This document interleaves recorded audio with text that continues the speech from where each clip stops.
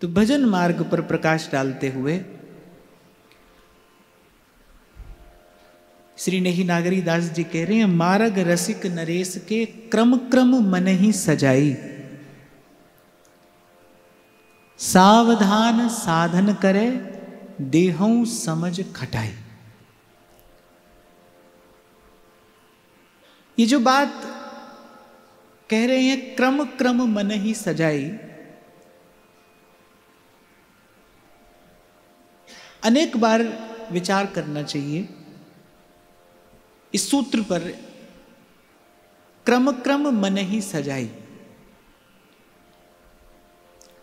बहुत बार प्राय करके यही देखने में आता है कि भक्ति से संबंधित जितनी भी बाहरी क्रियाएं हैं, अर्थात जो केवल शरीर से संपन्न हो सकती हैं, यद्यपि वो आरंभिक क्रियाएं हैं और बड़ी आवश्यक हैं, बिना तन को भजन में लगाए कोई मन के भाव में प्रवेश नहीं कर सकता। वो जो आरंभिक क्रियाएं हैं वो बड़ी आवश्यक हैं, बड़ी महत्वपूर्ण हैं। प्राय करके यही देखने में आता है। आसपास हम देखें, स्वयं को ही देखें, आसपास क्यों देखें, हम स्वयं को ही देखें। कल मैं आपको यही निवेदन कर रहा था ना कि गुरु कहे इतना जप करना आप करोगे, पर वो कहे वाणी पर संयम रखना, अपने जीवन में संयम साधना, असत्य भाषण नहीं करना, सर्व के प्रति सद्भाव रखना, संभाव रखना, अभी कठिन है भाई। आप खुद ही विचार लो, ये हाथ में माला लेकर जपने से कठिन है, पर इसके बिना कोई उपलब्धि नहीं है। वस्तुतः यही उपलब्धि है। तन को भजन में लगाया ही क्यों गया है? ताकि मन भजन में लगे। मैं बहुत सरल करके आपको बताऊं कि तन को भजन में क्यों लगाया जा रहा है कि एक दिन तन का अनुगमन करता करता मन भजन में लगे। और मैं फिर दोहरा रहा हूं भाई, तन के भजन में लगे बिना मन भजन नहीं करता, नहीं करेगा। पहले तन से सेवा करनी ही होगी। जैसे कई बार कोई कहता है, बोले हम तो मन से मौन रहते हैं, लेकिन शरीर से मौन का अभ्यास किए बिना कोई मन के मौन तक नहीं पहुंचता। प्रकट में एकांत का सेवन किए बिना कोई मन के एकांत तक नहीं पहुंचता। मार्ग तो यही है, जाना तो इसी मार्ग से है। पर मैं फिर आपको स्पष्ट कर रहा हूं कि ये मार्ग है, ये लक्ष्य नहीं है, ये मार्ग है। आप देखिए, जब श्री रघुनाथ जी श्री शबरी जी को नवदा भक्ति का उपदेश करते हैं, तो पहली 4 भक्ति की विधि जो भगवान बताते हैं वो शरीर से होती है। प्रथम भगति संतन करी संगा, दूजी रति मम कथा प्रसंगा। कान से सुनो, पहले जाओ फिर बैठकर कान से सुनो। फिर गुरु पद पंकज सेवा, तीसरी भक्ति अमान, और चौथी भक्ति मम गुणगन करही कपट तज गान। ये सब तो शरीर से होगा। पर उसके बाद क्या कहते हैं? फिर कह रहे मंत्र जाप मम दृढ़ विश्वासा, पंचम भजन सुवेद प्रकाशा। फिर जप के बाद, जप करते करते कहाँ जाना है?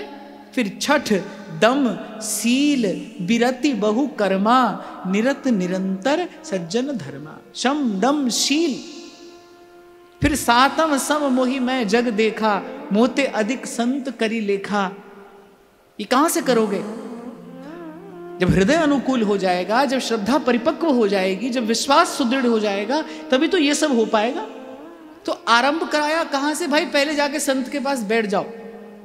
दूजी रति मम कथा प्रसंगा, प्रेम से कथा सुनो, उनके मुख से हरिगुण गान श्रवण करो।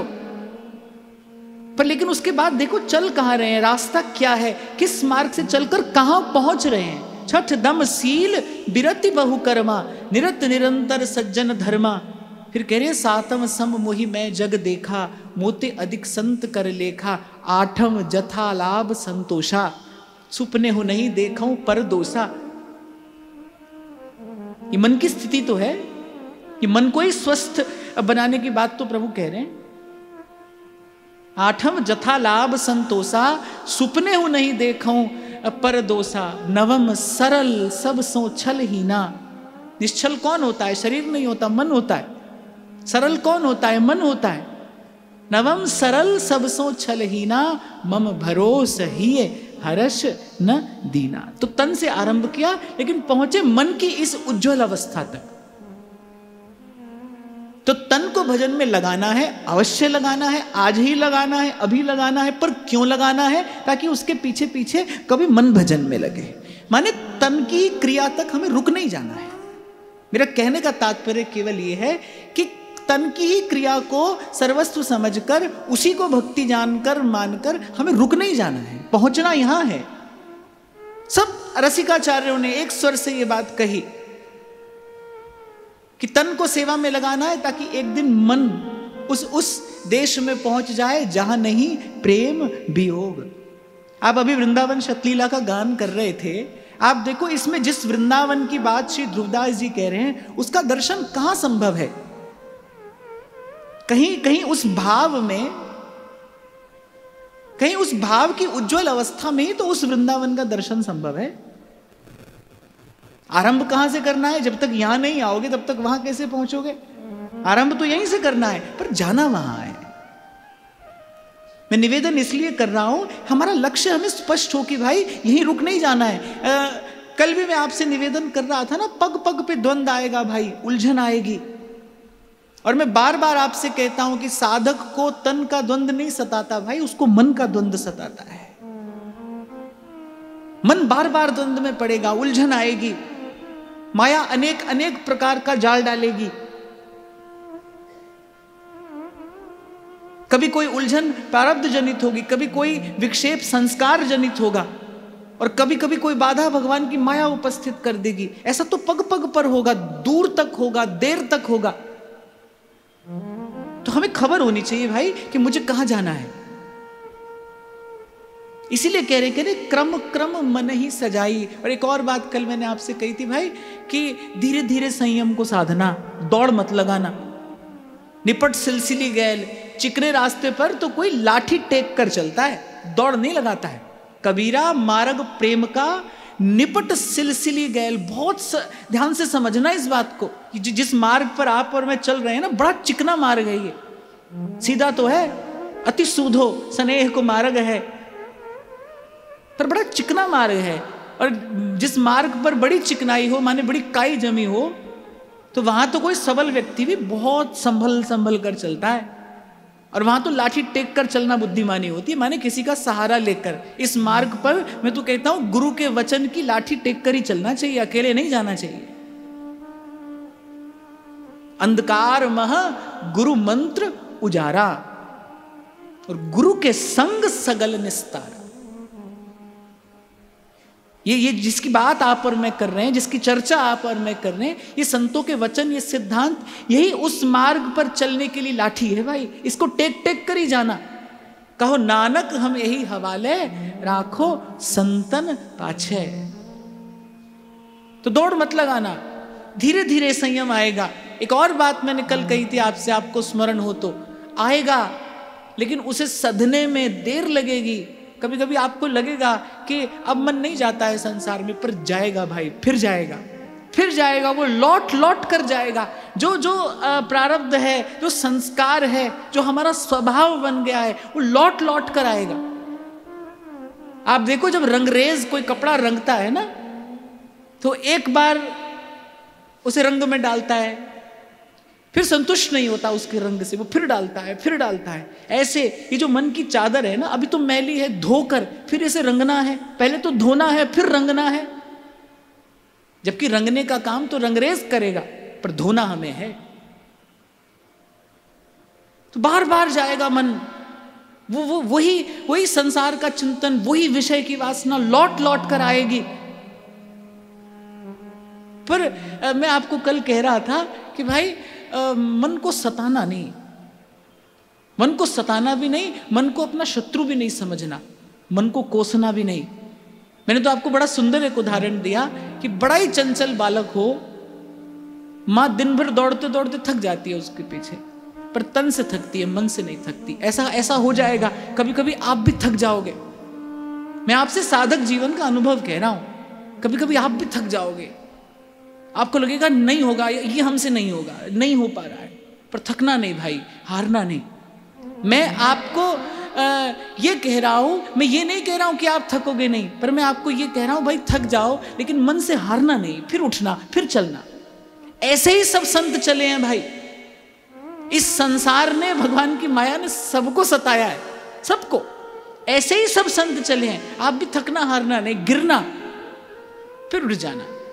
हाँ, एक और बात मैंने आपसे कही थी कि जैसा कल मैंने आपको निवेदन किया था ना भाई, थोड़ी थोड़ी हमें सब वस्तु की आवश्यकता है, इसको मान लेना चाहिए। इससे क्या होगा? आपको लगेगा कि आप तो संसार में फंसने की बात कर रहे हो। नहीं भाई, मैं संसार में फंसाने की बात नहीं कर रहा हूं, मैं सबका आदर करने की बात कर रहा हूं। हमको थोड़ी थोड़ी सबकी आवश्यकता है, हमको सबकी आवश्यकता है। देखा है भाई, रोज देख रहा हूं मैं, एक परिवार छोड़कर आते हैं या दूसरा परिवार बसाते हैं, एक भाई बंधु छोड़कर आते हैं या दूसरे भाई बंधु बन जाते हैं। क्यों? और इसमें कोई दोष नहीं है, क्योंकि हमको उसकी आवश्यकता है। यही तो कल मैं आपसे कह रहा था, 5वें अध्याय में भगवान ने अर्जुन से यही तो कहा, भाई साधु तो वो हो जो बिल्कुल एकाकी, निरपेक्ष, निर्लिप्त रह सके, वो जाए उस मार्ग पर। निवृत्ति का मार्ग उसके लिए है, सबके लिए नहीं है। आप और मैं तो बड़े साधारण मनुष्य है भाई, बड़ी साधारण सी हमारी योग्यता है, हमको तो अभी सब चाहिए। इसलिए सबका आदर हो जीवन में। और एक और बात मैं तो ये भी कहता हूं भाई, अगर कोई कहीं तक आज पहुंच भी गया है तो भी अकेला थोड़ी आया होगा। मार्ग में जाने कितने लोगों ने उसकी सहायता की होगी। मैं अगर आज यहां तक आया हूं तो अकेला आया हूं क्या? अरे जाने कितने लोगों ने दिन रात परिश्रम किया है मेरे लिए। मैं कल भी आपको कह रहा था, आप और मैं यहां सुख से बैठे इसके लिए ये लोग बेचारे दिन भर मेहनत करते, तब आप और मैं 2 घंटा यहां बैठ पाते हैं। मैं कैसे कहूं कि हमको किसी की आवश्यकता नहीं है? मैं कैसे कह दूं मैं त्यागी हूं, मैं बैरागी हूं? भाई सब तो चाहिए। हाँ, ये बात दूसरी है, किसी को कम चाहिए, किसी को अधिक चाहिए। सात्विक जीवन में तो आपको कहता हूं वही है जब आप आवश्यकता से थोड़ा कम ले लें और जो लें वो भी बांट के पाएं, बस इतना ही करना। स्वस्थ तो यही है भाई।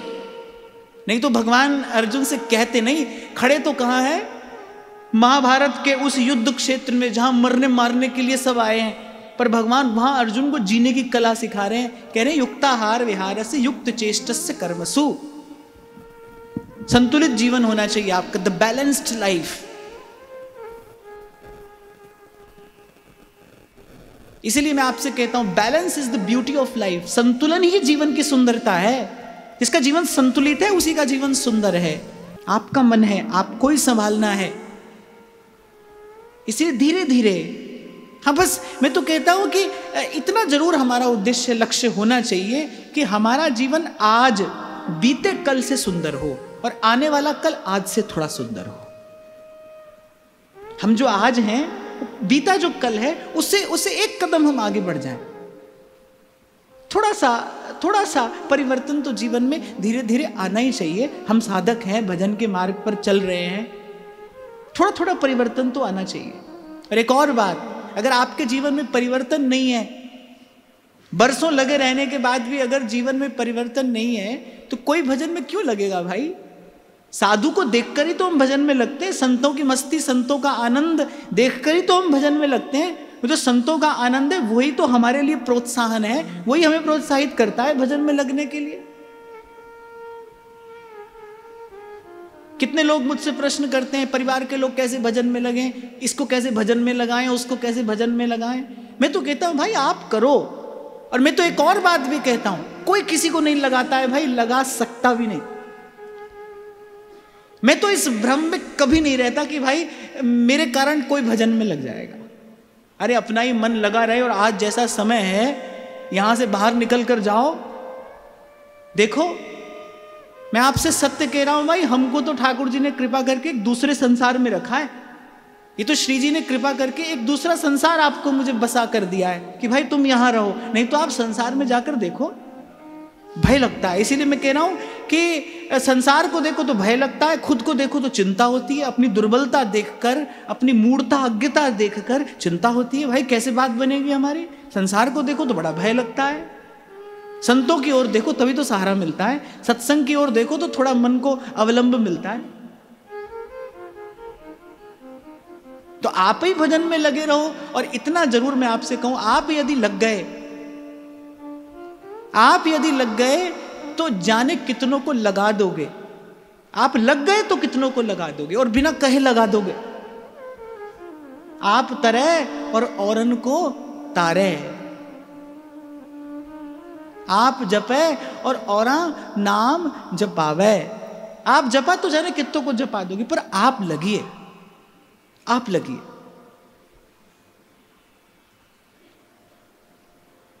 तो ऐसे थोड़ा थोड़ा मन को संभालते हुए फिर करिए सावधान साधन करें। थोड़ा करिए पर सावधानी पूर्वक करिए। कोई जरूरी नहीं कि आपको अष्टांग सेवा ही करनी है, कोई आवश्यक नहीं है कि आपको 50 माला ही पूरी करनी है। जितना करिए उतना सावधानी पूर्वक करिए, दत्त चित्त होकर करने का प्रयास हो, एकाग्र चित्त होकर करने का प्रयास हो। और कल की कुछ बातें मैं फिर इसलिए दोहरा रहा हूं ताकि याद हो जाए, ये सिद्धांत हमें स्मरण रहे कि भाई कोई दौड़ नहीं लगी है, कोई प्रतियोगिता नहीं हो रही है, यहां पे कोई पुरस्कार नहीं मिलना है किसी को। धीरे धीरे चलिए, पर कह रहे सावधान साधन करें। और कब तक साधन हो? जब तक इस देह की असारता का बोध हो नहीं जाए। कहना बड़ा सरल है भाई, मैंने कह दिया लो कि केवल जी भी तो हिली मेरी कि जब देहाध्यास समाप्त हो जाए। पर होने में भाई एक नहीं अनेक जन्म भी लग सकते हैं। जन्म जन्म मुनि जतन कराही, एक नहीं अनेक जन्म लग सकते हैं। अब ये सोच के रुक थोड़ी सकते हैं। अब मान लीजिए कोई आज हमसे यही कह दे भाई इस जन्म में नहीं होगा, अनेक जन्म में होगा, तो भी भाई मार्ग तो यही है कल्याण का, चलना तो इसी पर है। अब ये तो प्रभु की इच्छा है, जब उनकी इच्छा होगी तब मिलेंगे। पर भाई रास्ता तो यही है, इस रास्ते को तो छोड़ नहीं सकते। प्रभु देर से मिलेंगे ये सोचकर संसार के गले थोड़ी पड़ जाएंगे जाकर। श्री ठाकुर जी इस जन्म में नहीं मिलेंगे, मान लो नहीं मिलेंगे, ये सोचकर तो संसार की ओर थोड़ी दौड़ पड़ेंगे। वो इस जन्म में मिले या किसी जन्म में मिले, चलना तो उन्हीं की ओर है ना भाई। करना तो भजन ही है, करना साधन ही है। फिर मैं आपको कह रहा हूं सावधान होकर करना है, धीरे धीरे धीरे धीरे मन को सजाते चलना। अच्छा एक बात बताओ, जो माताएं श्रृंगार करने में निपुण हैं, श्रृंगार में तो निपुण हो ना आप सब, जो माताएं श्रृंगार करने में निपुण हैं वो ये जानती हैं श्रृंगार करना कोई जल्दबाजी का काम है क्या? बताओ, देर लगती है कि नहीं? खूब देर लगती है। अब मुझे अपने श्रृंगार का तो अनुभव नहीं है, पर जब ठाकुर जी की सेवा होती थी, जब ठाकुर जी का श्रृंगार होता था तो घंटों लग जाते थे ठाकुर जी का श्रृंगार करने में। स्नान तो जल्दी से हो जाता है, जल्दी जल्दी ठाकुर जी को स्नान कराया, श्रीअंग अंगोछा वस्त्र धारण कराया, फिर उसके बाद बात आई श्रृंगार की। तो श्रृंगार तो भाई धीरे धीरे होता है, प्रेम से होता है। तो ऐसे मन का श्रृंगार करना है, मन को सजाना है। क्रम क्रम मन ही सजाई, धीरे धीरे मन को सजाना है। सुंदर सुंदर सद्गुणों से मन का श्रृंगार करना है, प्रियतम के हाथ में देना है इसे। दम सील बिरति बहु कर्मा, निरत निरंतर सज्जन धर्मा। मीरा जी एक बड़ी सुंदर बात कहती है कि रे या विधि भक्ति कैसे होए, कह रहे मन की मैल न कहूं छूटी और दियो तिलक सिर धोए।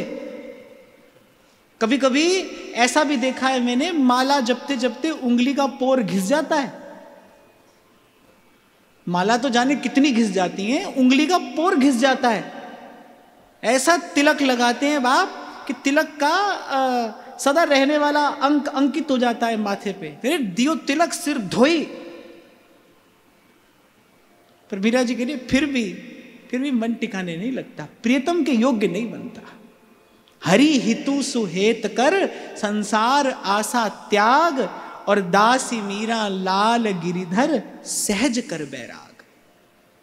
मुझे बड़ी प्यारी लगती है ये बात श्री मीराबाई साहब की। कह रही है कि सहज कर बैराग, अरे होने दे, स्वतः होने दे। आप कभी ये नहीं कहते कि मन को सहज कर रहे हैं, मन सहज है तो है। मन को सहज किया नहीं जाता, मन सहज होगा तो होगा, स्वतः होगा, स्वतः होगा तो सहज होगा। आपके प्रयास से हुआ तो सहज नहीं होगा, स्वतः होगा। पर विश्वास रखो भाई, होता है, हो जाता है। इसीलिए मैं कहता हूं भाई जीवन मुक्ति का सुख लेना है, हमें अपनी मुक्ति का दर्शन स्वयं करना है। हमें देखना है कि जब हम मुक्त होंगे तो जीवन का आनंद कैसे होगा। और होगा भाई, संत विश्वास दिला रहे हैं। आगे कहते हैं, जहां मैं मन की गति नहीं ता मैं काटेगा। श्री व्यास सुवन पद पाए बल यही विधि निकस्यो जा। कह रहे जहां में मन की गति नहीं तहां निकास है गात। ये एक हितोपासक के लिए कह रहे, एक रसोपासक के लिए, कि जहां किसी का मन भी नहीं जाता। यो ब्रह्म रुद्र शुक नारद भीष्म मुख्यई ब्रह्मादि दुर्गम गतेर वृषभानुजाया। जहां किसी का मन भी नहीं जाता, वहां श्री नागरीदास जी कह रहे हैं, वहां हितजू की कृपा, वहां आचार्य की कृपा इस तन को ले जाती है। हम तन से निकुंज बिहारी की सेवा करते हैं कि नहीं करते?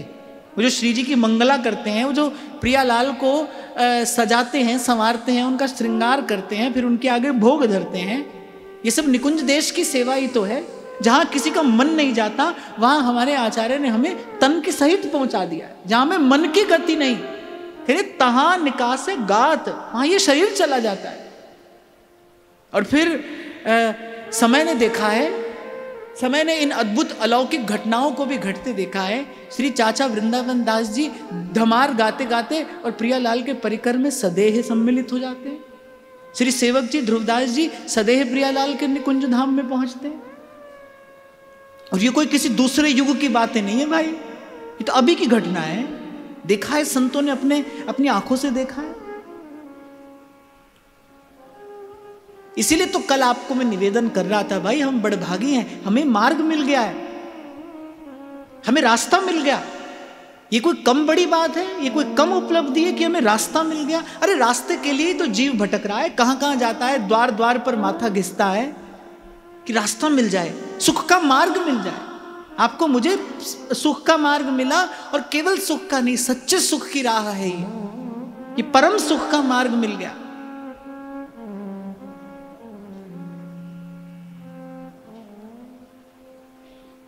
हाँ, पर चलना किसके बल पे है? श्री व्यास सुवन पद पाए बल, आचार्य के बल पर, आचार्य चरणों के बल पर, आचार्य के भजन के बल पर। तो मेरी बात मैंने जब यहां से कही ना, तो एक दो लोगों को अटपटी लगी, इसलिए कल मेरे पास 2-4 भाव आप लोगों ने लिखकर छोड़ दिए थे। पर मैंने आपसे जो कहा भाई, वो बहुत विचार कर कहा। व्यक्ति को बीच में मत लाइए, व्यक्ति से मत जुड़िए। व्यक्ति से जुड़ना आपकी श्रद्धा की अंततः हानि कराएगा। कम से कम मैं तो इसी विचारधारा का व्यक्ति हूं भाई। बौद्ध धर्म में एक बड़ी अच्छी बात मिलती है। वो पहले आरंभ करते हैं क्या? वो कहते हैं कि बुद्धम शरणम गच्छामि, फिर कहते हैं संघम शरणम गच्छामि, फिर अंत में कहते हैं धर्मम शरणम गच्छामि, धम्मम शरणम गच्छामि। हाँ ठीक है, हमको व्यक्ति से आरंभ करना पड़ता है। कुछ ऐसे विशेष प्रतिभा संपन्न महानुभाव भी होते हैं जिनको उसकी आवश्यकता नहीं होती, पर प्राय हम सबको तो एक व्यक्ति से आरंभ करना पड़ता है। पर व्यक्ति से क्यों जुड़ना है? जहां से आज हमने चर्चा आरंभ की, तन को भजन में क्यों लगाना है? ताकि मन भजन में लगे। एक व्यक्ति को क्यों पकड़ना है? एक व्यक्ति की बात का अनुसरण अनुगमन क्यों करना है? ताकि उस विचारधारा से हम जुड़ पाएं। फिर विचारधारा का अनुगमन क्यों करना है? ताकि सिद्धांत हृदयंगम हो जाए। सिद्धांत हृदयंगम क्यों करना है? ताकि हम धर्म का आचरण कर सकें, ताकि हम धर्म का आचरण कर सकें। और फिर मैंने आपको स्पष्ट किया भाई, कौन होता है गुरु? क्या होता है गुरु? आप जिसे गुरु कहते हो उसमें क्या गुरु है? कौन है गुरु उसमें? वो जो ज्ञान है, अरे उसी को ही तो गुरु कहिएगा, और कौन गुरु है? इसलिए कल मैंने आपको कहा, आपको बात थोड़ी अटपटी लगी, पर मुझे आपको समझाना आवश्यक था कि अगर आप मुझे ही गुरु कहते हैं, मान लीजिए, क्या गुरु है मुझ में? हाथ पैर गुरु है? आंख नाक गुरु है? क्या गुरु है? कौन है गुरु इसमें? भक्तमाल में बड़ा सुंदर चरित्र आता है। एक रानी बस एक दिन अपनी दासी के मुख से हा कृष्ण हा श्याम सुंदर सुना और हृदय में कोई पुरातन भक्ति का संस्कार था, वो जग गया। अब रानी ने कहा कि तुम ही मेरी गुरु हो। अब दासी संकोच करने लगी, वैसे भी वो भगवान की भक्ता थी और भक्त के स्वभाव में ये शील संकोच तो होता ही है। वो तो वैसे भी अपने आप को किसी योग्य नहीं समझता। यद्यपि भक्त जहाज है, उस पर चढ़कर जाने कितने जीव उस पार पहुंच जाते हैं, लेकिन वो अपने आप को कुछ समझता नहीं। वो जानता है कि करने कराने वाला कोई और है, कोई और कर रहा है, ये मेरे माध्यम से कोई और कर रहा है।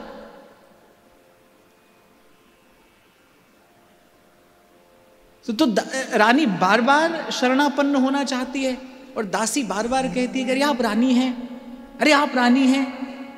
एक दिन रानी ने कहा, बता मुझ में क्या रानी है? ये मेरे हाथ रानी है, ये मेरे पैर रानी है, क्या ये देह रानी है? कौन रानी है मुझ में? ये तो केवल एक भ्रम है। जो मैं हूं, जो मैं वास्तविक स्वरूप में हूं, उसका न कोई जाति है और न कोई धर्म है। एक बार विचार तो करो इस बात का। कहीं मत जाओ, मुझे ही देखो। आप मुझे गुरु कहते हो, भाई देखो मुझ में क्या गुरु है, कौन गुरु है। अगर इस शरीर को गुरु समझते हो तो फिर तो भाई बड़ी भूल कर रहे हो। छोटी नहीं, बड़ी भूल है। फिर तो कुछ हाथ आने वाला नहीं है। गुरु को मानस जानते तेनर कहिए अंध, ऐसा कबीर कहते हैं। जो गुरु को मानुस जानते तेनर कहिए अंध, भाई वो तो अंधे हैं। और यदि शरीर नहीं मानते हो तो फिर ज्ञान से जुड़ने के लिए, उस विचार से जुड़ने के लिए फिर तो भाई न समय की कोई बाधा है और न स्थान की। किसी के विचार से, किसी के सिद्धांत से, किसी के भाव से तो कभी भी, कहीं भी, कैसे भी रहकर जुड़ा जा सकता है। इसका विचार अवश्य करना चाहिए। और हम दीर्घ काल तक स्वस्थ मन से साधन में लगे रह सके, इसके लिए आवश्यक है भाई, कोई भी बीच में आया हो उसका बड़ा आदर है, उसका बड़ा आदर है। पर हमें शरणागत आचार्य चरणों का ही होना है। हमें अपने श्री महाप्रभु जी के चरणों की नौका में ही बैठना है भाई। जिसने वो चरण पकड़ाए हैं उसकी बलिहारी है। जिसने वो चरण पकड़ाए हैं, जिसने उनका नाम सुनाया है, जिसने उसका धर्म सिखाया है, उनकी बलिहारी है। पर और किसी की तो मैं नहीं कह सकता। पर मुझसे कोई पूछे, मैं तो ये कहता हूं भाई, मेरा सबसे बड़ा आदर यही है कि आप मेरे महाप्रभु जी का अनन्य भाव से भजन करिए। मेरा सबसे बड़ा आदर है। आपने मान लो मुझे सब कुछ दे दिया, यदि आपने प्रेम से श्री महाप्रभु जी का भजन कर लिया। और मैं समझता हूं भाई, गुरु को इससे कम कुछ देना भी नहीं चाहिए। जिसने आपको अपना सर्वस्व दिया है, उसको इससे कम में कैसे मनाओगे, कैसे रिझाओगे? उसको इससे कम कुछ नहीं देना चाहिए। तो हम भाई, हमारे सौभाग्य की कौन कहे, आपनो भाग आपुन कहत। हम अपने भाग्य की बात अपने मुख से कह रहे हैं कि हमारे जैसा सौभाग्यशाली और कौन है कि जहां किसी का मन नहीं जाता, और किसी में हमसे लेकर ब्रह्मा जी तक सब आते हैं, जहां ब्रह्मादिकों का मन नहीं जाता, उस निकुंज देश की बात हमें हमारे आचार्य ने आकर सुनाई। प्रगट प्रेम को रूप धर श्री हरिवंश उदार, राधा वल्लभ लाल को कियो प्रगट रस सार। तो आचार्य के चरणों का बल लेकर ही इस मार्ग पर चला जा सकता है और कहीं पहुंचा जा सकता है। क्या होता है ना, मन की भावना यत्र तत्र बिखरी रहती है, इसीलिए एकाग्र नहीं हो पाती। और जब तक भाव एकाग्र नहीं होगा, उसमें बल नहीं आएगा। वो ध्यान से समझना। भगवान ने कहा, सबके ममता ताग बटोरी, मम पद मनहि बांध बर डोरी। ये जो हमारी ममता है, ये बिखरी है संसार में। थोड़ी माता पिता में, थोड़ी बंधु बांधवों में, थोड़ी पुत्र कलत्र में, थोड़ी संसार की संपत्ति में, थोड़ी पद प्रतिष्ठा में, थोड़ी मान सम्मान में, ऐसे देह गेह में जो ममता है वो बिखरी है। भगवान कह रहे पहले उसको समेट लो। सबके ममता ताग बटोरी। ताग कहते हैं किसे? धागा। मेरे वो जो धागों से बंधा है ना मन सबसे, बोले उन सब को बटोर कर और मम पद मन ही बांध बर डोरी, उसको बटकर, उन धागों को बटकर एक रस्सी बनाइए और फिर कह रहे मम पद मन ही बांध बर डोरी, और अपने मन को मेरे चरणों से बांध दीजिए। हमारी जो श्रद्धा है, आस्था है, वो यत्र तत्र बिखरी है, इसलिए उसमें बल नहीं है। इसलिए मैं कहता हूं, बार बार कहता हूं और सदा आपको कहता रहूंगा, भाई अनन्य भाव से आचार्य के चरणों का भजन करिए। जब दीक्षा होती है तो मैं सबसे पहली बात यही कहता हूं कि ठीक है आपका मेरे प्रति आदर है, लो मैंने आपको नाम सुना दिया, पर भाई वस्तु देने वाले श्री महाप्रभु जी हैं, हमें आचार्य के बल से ही आगे बढ़ना है। यही गुरु दक्षिणा भी है और यही गुरु की सेवा भी है, यही गुरु दक्षिणा है, यही गुरु की सेवा है। अनन्य भाव से दृढ़ होकर आचार्य के चरणों का भजन करिए, तो फिर देखिए कौतुक, फिर देखिए जिसे आप लोग चमत्कार कहते हैं ना, वो तो कोई चमत्कार नहीं है, फिर वास्तविक चमत्कार देखिए कि कैसे ये मनमुख जीव श्री जी के सन्मुख होता है।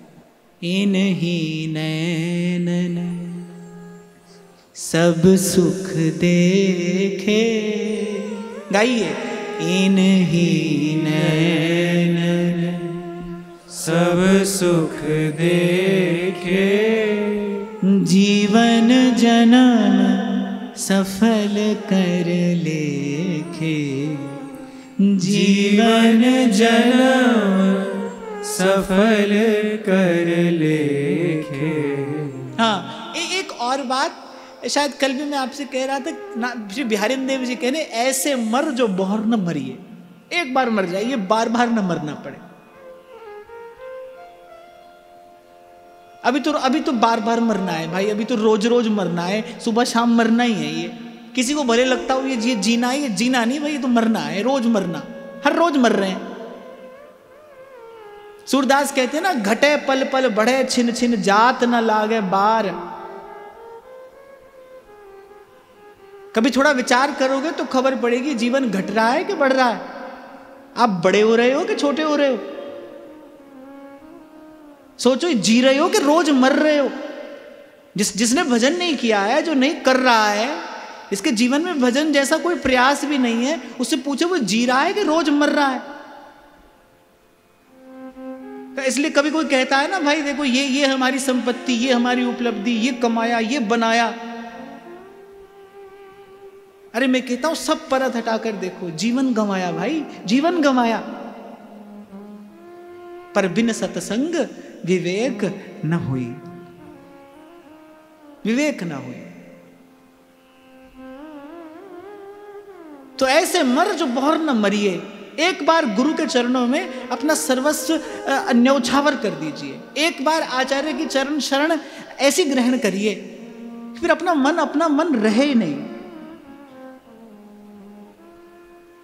मन को मारना और क्या है? मन की इच्छाओं पर अंकुश लगाना, यही मन को मारना है, यही मनोनिग्रह है। इच्छा तो होगी भाई, हमको नहीं होती, खूब होती है। व्यासपीठ पर मैं बैठा हूं तो एक भी मिथ्या शब्द यहां से मैं नहीं कह सकता, कोई मिथ्या लाभ नहीं कर सकता।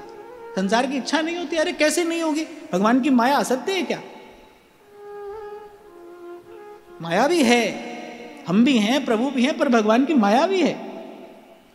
इसीलिए समस्त वैष्णवाचार्यों में मुझे जगत गुरु भगवान श्री रामानुजाचार्य का सिद्धांत बड़ा प्रिय है।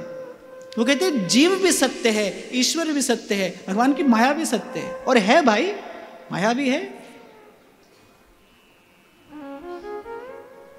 तो मन तो जाता है, मन तो जाता है और मन जाएगा। पर कबीरा मन सुमिरन करे, ज्ञान अंकुश दे शीस। वो गुरु की बात का अंकुश उस पर लगाना पड़ता है, आचार्यों के सिद्धांत का अंकुश उस पर लगाना पड़ता है। कोई भजन करके वहां तक नहीं जाता भाई जहां मन उछल कूद करनी बंद कर दे। अगर ऐसा होता तो हमारे महाप्रभु जी क्यों चेताते, अरे ना जानो छिन अंत कवन बुद्धि घटई प्रकाश। मैं उस दिन आपको सुना रहा था, भीष्म कह रहे हैं प्रभु बाहर भी दर्शन होता रहे आपका, भीतर भी होता रहे। ऐसा नहीं केवल बाहर दर्शन होता रहे, भीतर से मन कहीं और पहुंच गया तो तो ठाकुर जी ने कहा ऐसा भी होता है क्या, बाहर हमारा दर्शन हो रहा हो, भीतर से मन कहीं और पहुंच जाए। तो पितामह भीष्म कहते तुमको क्या पता हमारे साथ क्या क्या होता है, आप तो ईश्वर हैं, आप तो पूर्ण परात्पर ब्रह्म हैं, आप क्या जानो जीव की दशा क्या है, हमारे साथ क्या क्या होता है, बोले तो हम ही जानते हैं। तुम सामने हो और हमारा मन जाने कहां कहां किस किस की प्रदक्षिणा लगा रहा है।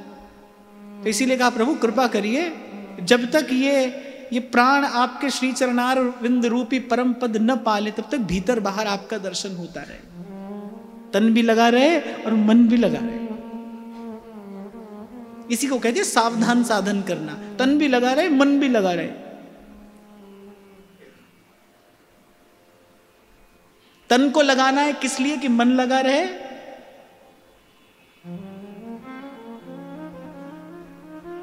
और मन को लगाना है किस लिए कि भाई ये जीवन सधा रहे, ये जीवन बना रहे, ये जीवन जीवन हो, कुछ और ना हो जाए। फिर आगे कहते हैं सावधान सब ही फिरे जग कौतुक नहीं भूल, सावधान सब ही फिरे जग कौतुक नहीं भूल, रीति जुरसिक नरेश की मन देता मैं फूल। और कह रहे जग कौतुक नहीं भूल, ये कहने का क्या तात्पर्य है कि साधन में लगे रहना, लेकिन ज्ञान का वो दीपक जलता रहे। ज्ञान के उस दीप के प्रकाश में क्या दिखाई पड़ेगा, संसार की असारता। भक्ति के प्रकाश में भगवान का स्वरूप दिखाई पड़ता है।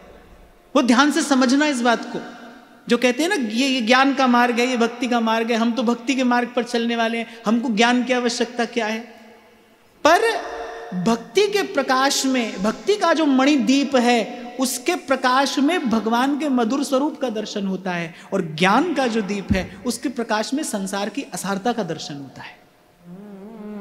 इसलिए दो रास्ते नहीं है भाई, एक ही मार्ग है, ये एक ही मार्ग है। गुरु जब ज्ञान का दीप जलाता है ना, तो उसमें संसार की असारता का दर्शन होता है। और जब गुरु के साधन से भक्ति कर दीप प्रेम कर बाती, फिर जब भक्ति का दीप जलता है उस प्रकाश में अपने इष्ट और आराध्य के प्रिया प्रीतम के उस दिव्याति दिव्य मधुराति मधुर स्वरूप का, उस रस का आस्वादन होता है। तो यहां कह रहे बोले भजन में लगे रहना, लेकिन देखना वो ज्ञान का दीपक जलता रहे, जग कौतुक नहीं भूल। ये संसार का तमाशा, इसको देखकर संभले रहना। ये किसी को भी कभी भी बांध लेता है। माया कैसी है, कभी भी किसी को भी कहीं भी बिना सूचना दिए। अच्छा, एक और बड़े कौतुक की बात है, माया जिसको बांधती है उसको खबर नहीं पड़ती। जो मायाबद्ध है उसको तुम जाकर कहो तो तुम तो माया के बस में हो, तो तुमको मारने दौड़ेगा। माया जिसको बांधती है उसे खबर नहीं होती कि मैं बंधा हूं। खबर हो जाए तो फिर तो भाई वो मुक्त होने का प्रयास करे। यही तो माया का बंधन है, यही तो माया की माया है कि वो जिसे बांधती है उसे पता भी नहीं चलता कि मैं बंधा हूं। अरे जन्म जन्म के साधन के बाद ये सुध आती है भाई कि भगवान का भजन करना है। अनेक जन्मार्जितम पुण्यम बहुनाम जन्म नामन्ते ज्ञानवान माम प्रपद्यते। तो श्री नागरीदास जी कह रहे कि सावधान सब ही फिरे और जग कौतुक नहीं भूल। और मुझे ऐसा लगता है भाई संसार की असारता का बोध बना रहे। आप दिन में 22 घंटा भजन करो, आपके भजन भाव के प्रकाश में आपको प्रिया प्रीतम की उस रूप माधुरी का, उस रस माधुरी का आस्वादन होगा। लेकिन संसार की असारता का बोध हो, इसके लिए तो भाई आपको घंटा 2 घंटा संत के पास सत्संग में आकर बैठना ही पड़ेगा। क्यों ध्रुवदास जी कहते हैं कि भाई इसमें प्रमाद मत करना। जैसे सत्संग के भाव में शिथिलता आएगी, विवेक सोने लगेगा। अविवेकी भी भजन करता है। एकदम सावधान होकर बैठिए, सुनिए, अविवेकी भी भजन करता है। वो भजन तो करता है लेकिन उसे ये खबर नहीं है कि भजन करना क्यों है। वो संसार की शुद्र कामना और वासना की पूर्ति के लिए भगवान का भजन करता है। ऐसा भजन ये अविवेक युक्त भजन ही है। सत्संग की कृपा से जब विवेक जगता है तब पहले तो ये समझ आती है भजन करना है, फिर ये समझ आती है क्यों करना है, फिर समझ आती है कैसे करना है। सत्संग की कृपा से पहले तो ये समझ आएगा हाँ भाई करना है, भजन करना है, फिर समझ में आएगा क्यों करना है। कि दुख रूप संसार में पुनः पुनः पढ़ने के लिए भजन नहीं करना है। श्री ठाकुर जी के सन्मुख जाकर भी वही घर संसार परिवार नातेदार यही सब बात नहीं कहनी, यही सब नहीं याचना करनी है। और फिर अंत में गुरु के प्रति जब शरणागति होती है, गुरु के चरणों में जब शरणागति होती है, फिर खबर पड़ती है कि कैसे करना है, फिर भजन की विधि क्या है। तो पहली सूचना क्या देगा सत्संग? भजन करना है। दूसरी क्यों करना है। ये बहुत महत्वपूर्ण है भाई। कैसे करना है तो बाद की बात है, पहले यह स्पष्ट हो भजन क्यों करना है। संतों की सुनो तो बोले भजन भजन के लिए ही करना है। धर्म न अर्थ न काम रुचि, गति न चाहूं निर्वाण, जन्म जन्म रति राम पद, यह वरदान नान, यह वरदान नान। भजन करना है किस लिए? भजन के लिए। प्रथम दिन में मैंने आपसे कहा प्रभु से मिलने के लिए नहीं, प्रभु से मिलने की इच्छा मिले इसलिए भजन हो। वो चाह, वो लालसा, वो पिपासा, वो प्यास जगे इसलिए भजन हो।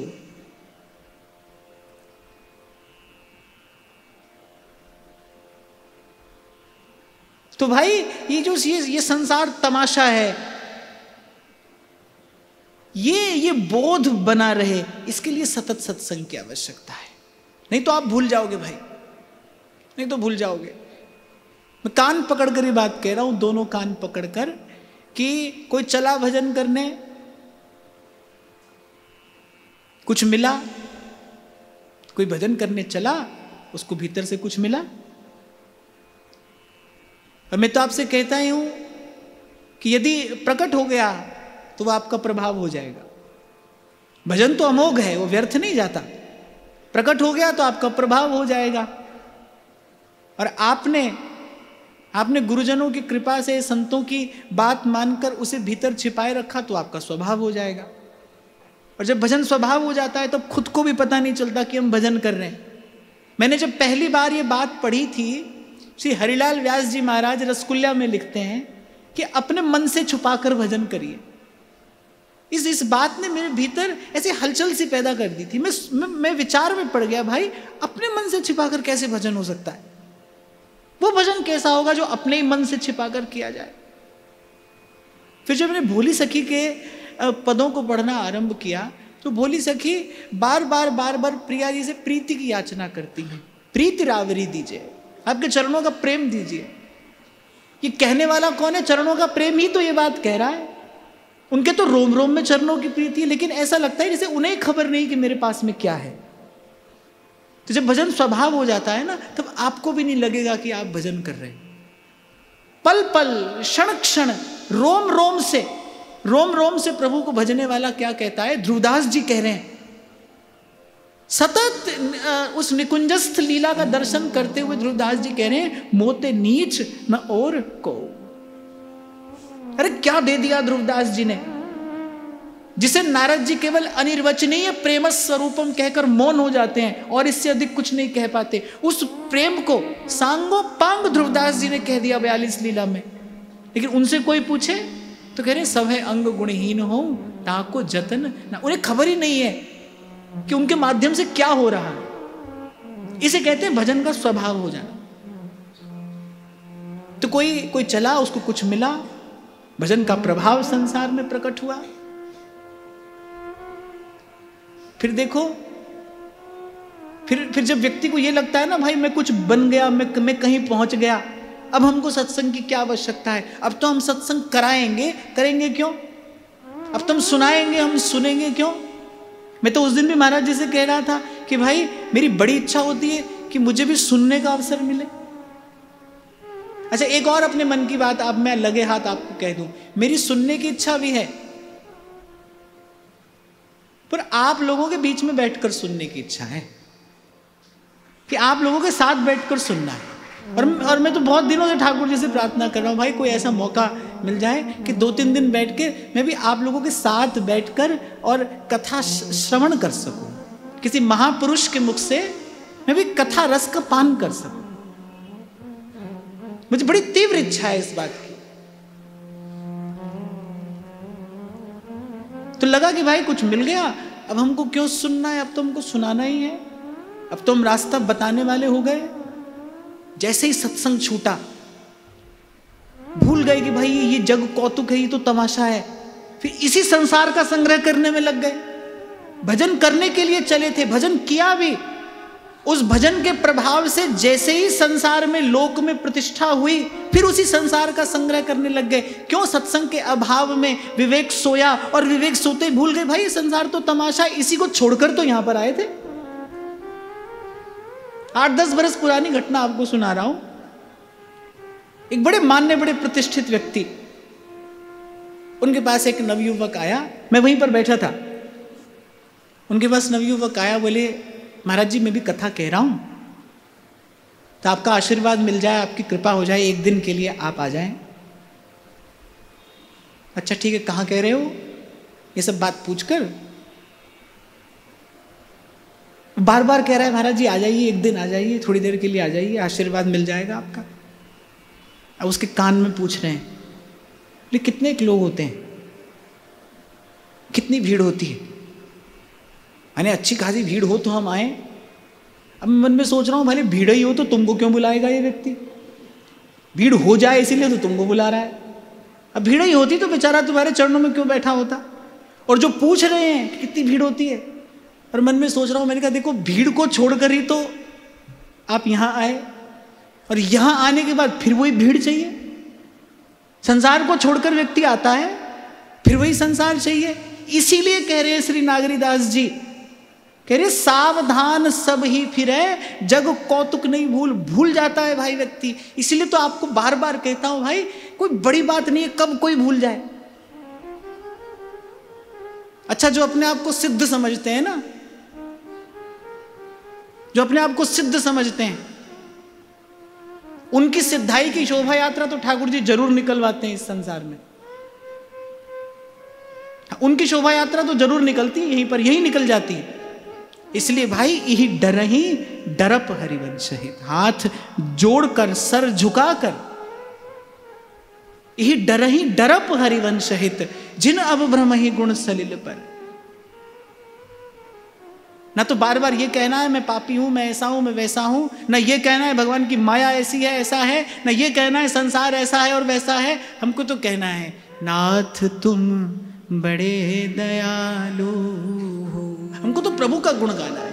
जब जब कहने का अवसर आए तो यही कहना है, गोविंद मेरो है, गोपाल मेरो है, गोविंद मेरो है, गोपाल मेरो है, शिवा के बिहारी नंदलाल मेरो है, शिवा के बिहारी नंदलाल मेरो है, शिवा के बिहारी नंदलाल मेरो है, शिवा के बिहारी नंदलाल मेरो है, गोविंद मेरो है, गोपाल मेरो है, गोविंद मेरो है, गोपाल मेरो है, गोविंद मेरो है, गोपाल मेरो है, गोविंद मेरो है,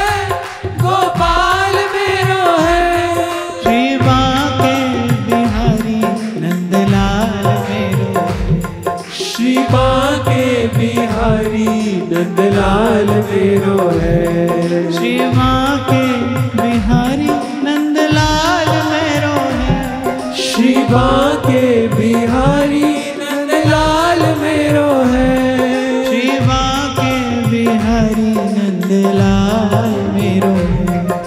श्री बांके बिहारी नंदलाल मेरो है। गोविंद मेरो है, गोपाल मेरो है। गोविंद मेरो है, गोपाल मेरो है।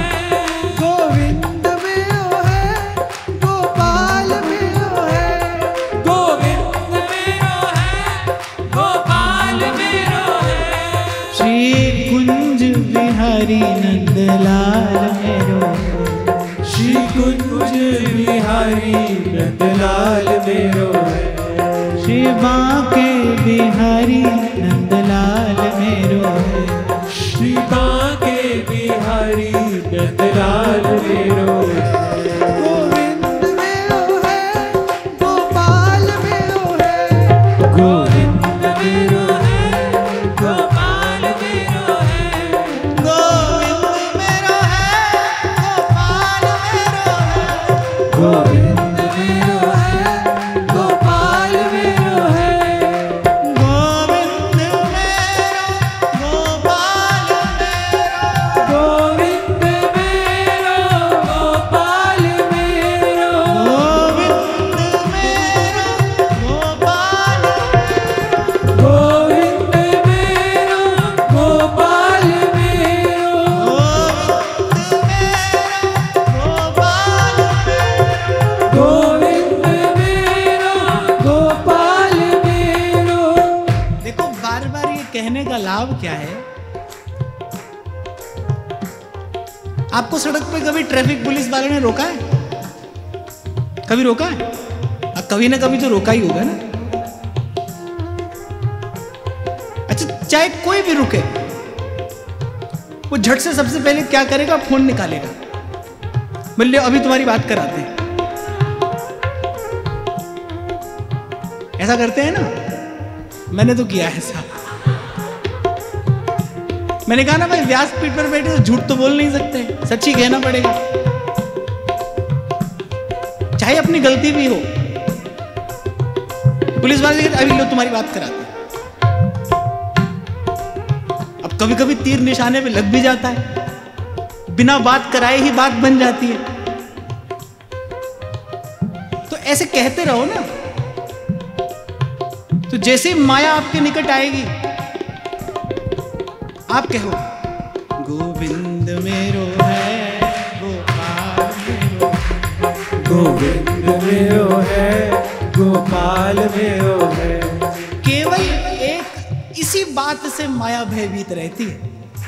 तभी भगवान ने कहा मामेव ये प्रपद्यन्ते माया मेताम तरंतिते।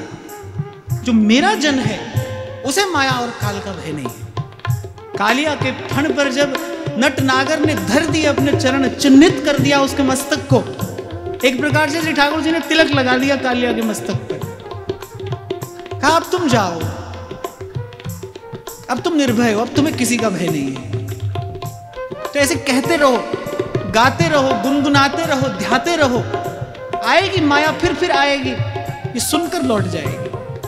गोविंद मेरा, गोपाल मेरा। गोविंद मेरो, गोपाल मेरो। गोविंद मेरा, गोपाल मेरा। गोविंद मेरो, गोपाल मेरो। गोविंद मेरो, गोपाल मेरो। गोविंद मेरा, गोपाल मेरा।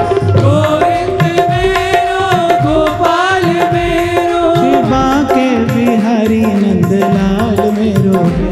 श्री बांके बिहारी नंदलाल मेरो है। श्री बांके बिहारी नंदलाल मेरो है। श्री बांके बिहारी नंदलाल मेरो है। गोविंद मेरो है, गोपाल मेरो है। गोविंद मेरो है, गोपाल मेरो है। गोविंद मेरो है, गोपाल मेरो है। गोविंद मेरो है, गोपाल मेरो है। आप जहां भी रहते हो, कहीं बाहर से आते हैं या कहीं वृंदावन धाम में भी रहते हैं, पर एक बात, एक प्रसंग आया है, अवसर आया है, मेरे मन में ऐसा भाव है कि मैं आपसे कहूं, आप जहां भी रहते हैं, आप श्री जी की सेवा करते हैं, जप करते हैं, पर जिस भी स्थान पर आप रहते हैं वहां कुछ देर प्रभु के नाम का उच्च स्वर से कीर्तन अवश्य होना चाहिए। महाराज वाणी में बड़ी सुंदर बात कहते, कलयुग महा कीर्तन प्रधाना और गुरुमुख जपिए लाए ध्याना। श्रीमद् भागवत कहती है कलौ तद्धरि कीर्तना, भगवान के नाम का उच्च स्वर से कीर्तन। मैं तो कहता हूं, बार बार कहता हूं आपसे, हर बार कहता हूं, भाई जहां रह रहे हो उस स्थान को मंदिर बनाओ, उस स्थान में मंदिर जैसी पवित्रता हो, आपका जीवन तीर्थ जैसा पवित्र हो। जहां आप रहते हो उसी स्थान को मंदिर बनाना है। पहले घर को मंदिर बनाना है, फिर मन को मंदिर बनाना है, कि जीवन ही तीर्थ जैसा पवित्र बने। इसीलिए हमें गुरु मिले हैं, इसीलिए हमें सत्संग मिला है। तो श्री जी कृपा से भाव मेरे मन में आज स्फुरित हुआ, तो सोचा आपको कहूं कि भाई जहां भी रहते हो 5 मिनट 10 मिनट पर ताली बजाकर उच्च स्वर से उस स्थान पर नाम का कीर्तन अवश्य होना चाहिए। जय जय राधा रमण हरि बोल, जय जय राधा रमण, जय जय राधा रमण हरि बोल, जय जय राधा रमण हरि बोल, जय जय राधा रमण हरि बोल, जय जय राधा रमण हरि बोल, जय जय राधा रमण हरि बोल, जय जय राधा रमण हरि बोल। श्री वल्लभाचार्य महाप्रभु कहते हैं, जिव्वे सदैव भज सुंदराणी, नामानि कृष्णस्य मनोहराणि, समस्त भक्तार्ति विनाशनानि, गोविंद दामोदर माधवेति। निज जनों की समस्त आरती, समस्त कष्ट, समस्त क्लेश दूर करने वाला प्रभु का नाम है। इसलिए आचार्य आज्ञा दे रहे हैं, जिव्वे सदैव भज सुंदराणि, नामानि कृष्णस्य मनोहराणि, समस्त भक्तार्ति विनाशनानि, गोविंद दामोदर माधवेति। तो आज से यहां इस स्थान से आपको संकल्प लेकर जाना है। आप जहां भी रहते हो, आप दिल्ली बंबई रहते हो या वृंदावन धाम में रहते हो, पर जहां भी आप रहते हो, आपके रहने के स्थान में प्रतिदिन नित्य प्रति आपके द्वारा कुछ क्षणों का नाम संकीर्तन अवश्य होना चाहिए। मैं जप नहीं कह रहा, कीर्तन। अब ये नहीं सोचना कि भाई गाना तो आता नहीं, कैसे गाएंगे। जैसा आता हो वैसे ही। और देखो ये प्रभु बड़े कौतुकी हैं। आप देखो, आप प्रयास करो, पहुंचते पहुंचते पहुंच जाओगे, आते आते गाना भी आ जाएगा। पर आज यहां से संकल्प लेकर जाना है भाई। ये कलयुग का यज्ञ है, ये कलयुग का यज्ञ है। गीता में तो भगवान ने कहा यज्ञानाम, सब यज्ञों में जो मेरा ही स्वरूप है वो क्या है, यज्ञानाम जप यज्ञोस्मि। नाम जप जो है वो मेरा ही स्वरूप है।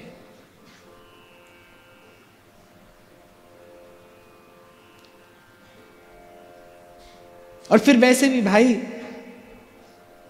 ये ज्ञान का, भक्ति का, ये भाव का दीप जलता रहे, जलता रहे, जलता ही रहे। इसके लिए यही तो करना है और यही कर सकते हैं कि भाई येन केन प्रकारेन, किसी भी प्रकार मन इस सद्भाव के निकट बना रहे। नहीं तो जैसा आपको उदाहरण दिया ना मैंने, बड़े बड़े सिद्ध भी भूले हैं भाई भगवान की माया में, भूल जाते हैं। इसलिए थोड़ी देर पहले आपसे कह रहा था, ये संसार का तमाशा ऐसा है भाई, किसी को भी फंसा लेता है, किसी को भी बांध लेता है।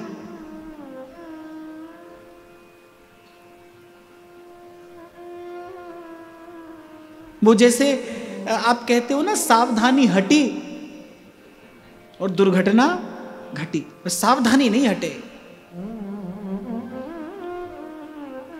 सावधानी हटी तो दुर्घटना घटी। वो सावधान करने के लिए कबीर ने कहा कि गिरे तो फिर चकनाचूर, और जो जितने ऊंचे मार्ग से गिरेगा उतनी अधिक चोट भी लगेगी। हम तो प्रेम के मार्ग पर चल रहे हैं, सबसे ऊंची प्रेम सगाई।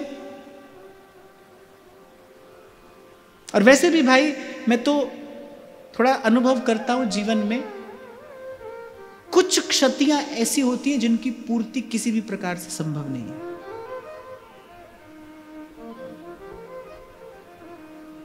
कुछ नुकसान तो ऐसे होते हैं जिनकी भरपाई हो जाती है, पर कुछ क्षतियां ऐसी भी हैं भाई जिनकी किसी भी प्रकार से पूर्ति नहीं होती।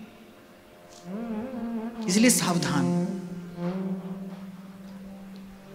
सावधान।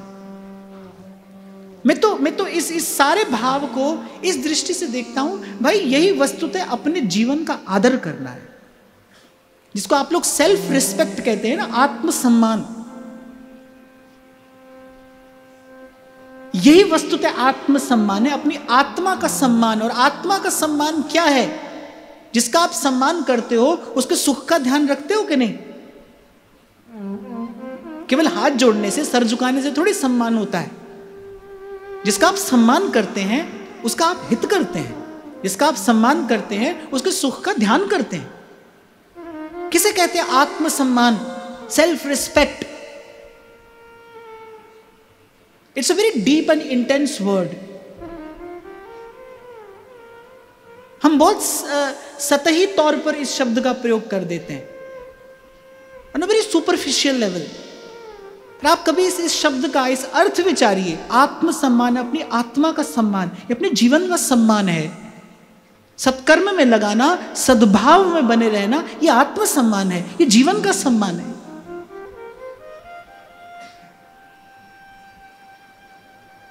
आपको कोई बड़े प्रेम से कोई उपहार दे और आप उसे घर में जाकर यूं ही फेंक दें, उस पर धूल जमती है, ये उपहार की भी अवज्ञा है और देने वाले का भी तो अनादर है, कि देने वाले का भी तो अपमान है। प्रभु ने कितनी कृपा करके ये मनुष्य का शरीर दिया है, ये जीवन दिया है, और आप और मैं इसे केवल विषय और वासना के कूड़े में, उस गर्त में ले जाकर गिरा दें, तो जीवन का अनादर तो है ही भाई, पर जीवन देने वाले का भी तो अनादर है, उसका भी तो अपमान है। जीवन में सुख कहां से आए? सुख के लिए व्यक्ति कहां कहां भटक रहा है, 7 समंदर पार करके आता है व्यक्ति सुख पाने के लिए। कैसे पाए सुख? जीवन का आदर किए बिना किसी को सुख कैसे मिलेगा? इसलिए बाप संभल संभल के पग धरना, भले धीरे धीरे चलना, और मैं तो कहता हूं धीरे धीरे ही चलना। धीरे धीरे रे मना, धीरे सब कुछ होए।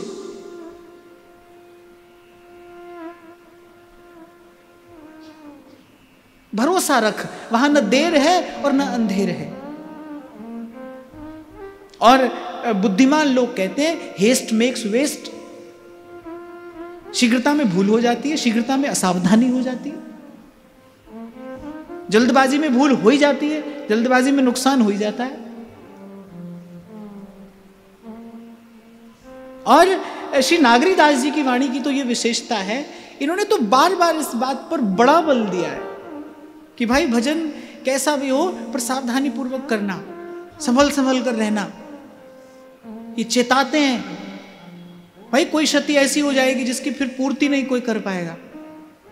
और फिर जब हम आकर बैठ ही गए हैं सत्संग में, जब प्रभु की कृपा हमें यहां तक ले ही आई है, तो कोई कारण होगा। प्रभु ने यहां तक बुलाया है, अरे कोई कारण होगा, अरे कोई कारण होगा।